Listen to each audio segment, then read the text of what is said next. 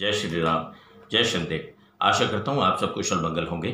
ईश्वर आपको निरोगी रखे, सुख समृद्धि प्रदान करे, यही मेरी ईश्वर से कामना है। सबसे पहले हिमालय की कंदराओं में तपस्या में लीन उन ऋषि मुनियों के चरणों में वंदन करते हुए, देश की चारों पीठों को नमन करते हुए, वंदन करते हुए, देश के सभी धर्माचार्यों महामंडलेश्वरों को नमन करते हुए, भारतीय विद्युत परिषद को भी प्रणाम करते हुए मैं अपनी बात को कहने का एक छोटा सा प्रयास कर रहा हूँ। मैं हूँ राजवीर सारस्वत। जिज्ञासा RS चैनल के माध्यम से मेरी वाणी आप तक पहुँच रही है। आशा करता हूँ कि आप इसको जरूर पसंद करेंगे। वीडियो पूरा देखें। इतिहास गवाह है, वैदिक काल में भी, त्रेता युग में श्री राम जी थे तो दुष्ट स्वभाव का रावण भी था, लॉर्ड कृष्णा थे तो दुष्ट स्वभाव का कंस भी था। यह हमने जाना कि हार और पतन दुष्टता का ही हुआ है। हमारे देश में आक्रमणकारी आए, बहुत सारे आक्रमणकारी आए। उन्होंने हमारे देश की सभ्यता को, संस्कृति को, वेद पठन और पाठन को मिटाने की भरपूर चेष्टा की। लेकिन धन्य है वो धर्माचार्य, धन्य है वो हमारे ऋषि मुनि जिन्होंने वेदों को ही कंठस्थ कर लिया। अपनी गर्दनें कटाने के बावजूद भी आज भी अडिगता के साथ हर युग में जिस तरह से धर्म स्थापित था, इस वैदिक धर्म परंपरा को जीवित रखा है। धन्य है इस देश की वो पावन मिट्टी जिसकी सुगंध से पूरा विश्व चमकता है। भारत विश्वगुरु था, विश्वगुरु रहेगा। इन्हीं शुभकामनाओं के साथ, और भारत के अंदर विशेषता यह है कि इस भारत भूमि की मिट्टी में जो जो दुष्ट प्रवृत्ति के लोग पैदा हुए हैं, उन सब का पतन भी निश्चित हुआ है और समय ने उनका पतन निश्चित ही किया है। हम देश को एक सकारात्मक दिशा दें, हम इस समाज को सकारात्मक दिशा दें, किसी भी रूप में हो सकती है। अगर आप अध्यापक हैं, अध्यापन के द्वारा आप इस देश को सकारात्मक दिशा दे रहे हैं। अगर आप एक अच्छे राजनेता हैं, आप इस देश को सकारात्मक दिशा दे रहे हैं। आप जिस कार्य को भी कर रहे हैं, आप देश के रक्षक हैं, वो स्वाभिमानी वीर हैं, आप इस देश की सुरक्षा में लगे हुए हैं। हर वो व्यक्तित्व जो धर्म का आचरण करते हुए इस देश को सुरक्षा, इस देश को समृद्धि प्रदान कर रहा है, उन सबको नमन करते हुए मैं एक बात कहना चाहूँगा।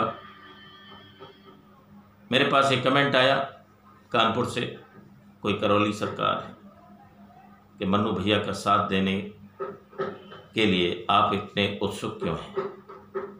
मैं ये बता देना चाहता हूँ, मैं उत्सुक हर उस धर्माचार्य पद्धति के लिए हूँ। मैं उत्सुक हूँ उस वैदिक परंपरा के लिए। मैं हमेशा उत्सुक रहूँगा उस नीति परंपरा के लिए जो लोक कल्याण के लिए काम करती है। और ऐसी एक विभूति को मैंने चुना जिसका नाम है मन्नू भैया। उस व्यक्तित्व ने लाखों लोगों का कल्याण किया, उनको नकारात्मक ऊर्जा से मुक्ति दिलाई। कर्म बोलते हैं, कर्म शैली इंसान की बोलती है। विभूतियाँ ऐसी जन्म नहीं लेती, ईश्वर प्रेरणा से जमीन पर आई और अपना कार्य करके उस दिव्य ज्योति में समा गई। ईश्वर अलमाइटी गॉड फिर से कोई विभूति भेजते हैं और समय समय पर भेजते ही रहते हैं।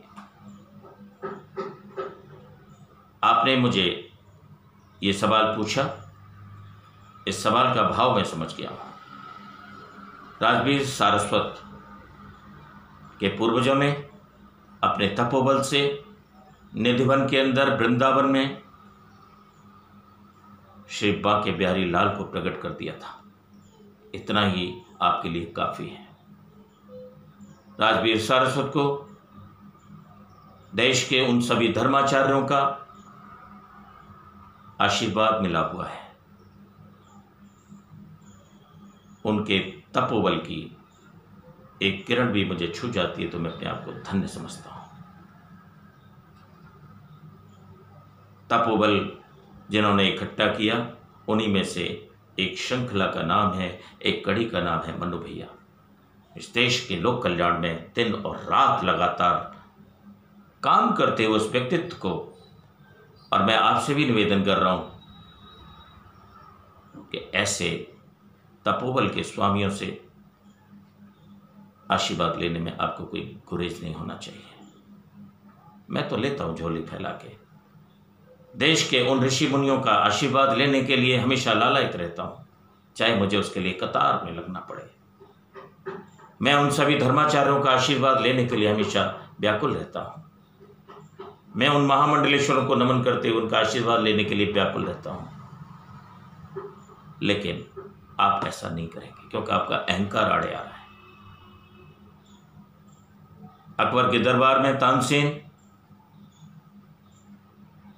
का स्वर सुनकर अकबर ने सोचा कि जब तानसेन इतना अच्छा गाता है तो इसके गुरु कितना अच्छा गाते होंगे। और अकबर और तानसेन, अकबर वेश बदल के गया स्वामी हरदास सरस्वती जी के आश्रम में। उस समय आश्रम निधिवन आज का स्वरूप नहीं था, चारों तरफ से लता पताकाओं से घिरा हुआ था।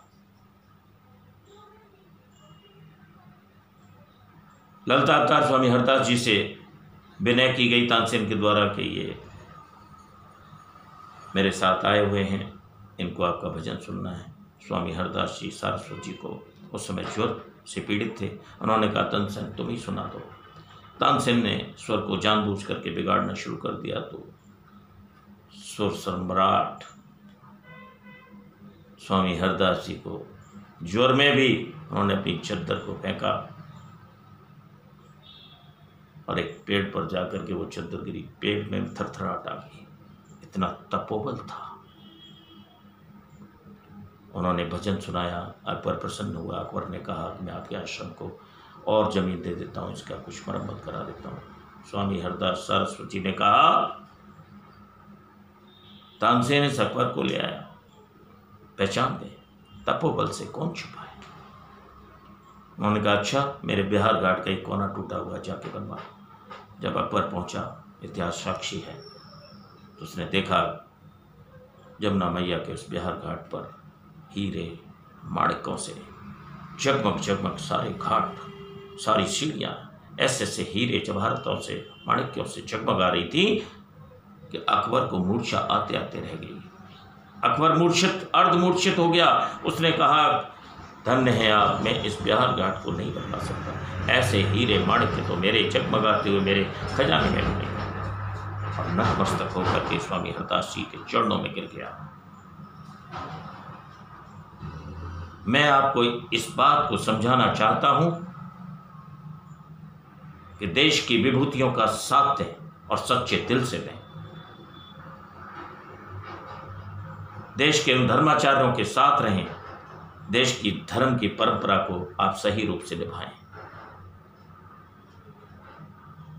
आप किसी के स्वाभिमान से टकराएंगे तो खुद पतन का शिकार हो जाएंगे। राजवीर सारस्वत ने अपने बारे में सिर्फ इतना बता दिया, ये शायद आपके लिए काफ़ी होगा। यही मैं उम्मीद करता हूँ। समाज को अच्छा बनाएं, सकारात्मक दिशा दें, देश के लिए अच्छा निर्माण करें। अपने वक्तव्यों से, अपने कर्मों से, अपने कर्मों को सुधार करके चलें। शायद इस जीवन की वही सबसे अच्छी आपके लिए शिक्षा होगी। बहुत बहुत धन्यवाद। नमस्कार।